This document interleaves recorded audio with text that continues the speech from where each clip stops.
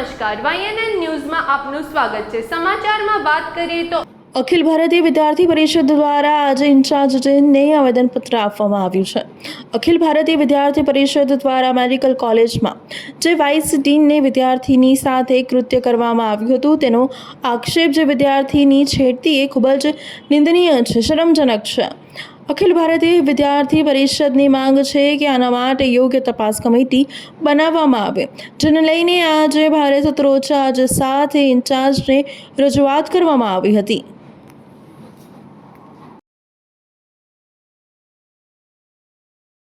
छात्र शक्ति राष्ट्र शक्ति स्टूडेंट्स पावर नेशन पावर नारी के सम्मान में एलजीबीटी मैदान में महिलाओं के सम्मान में एलजीबीटी मैदान में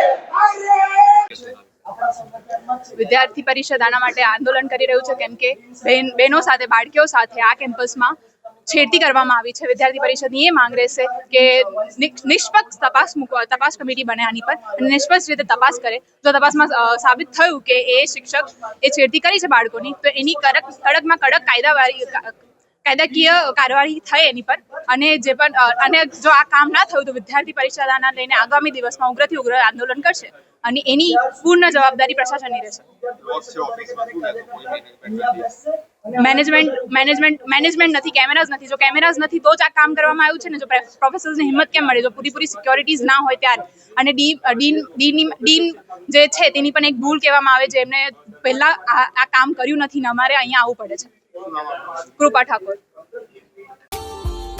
Subscribe now and press the bell icon. Never miss an update.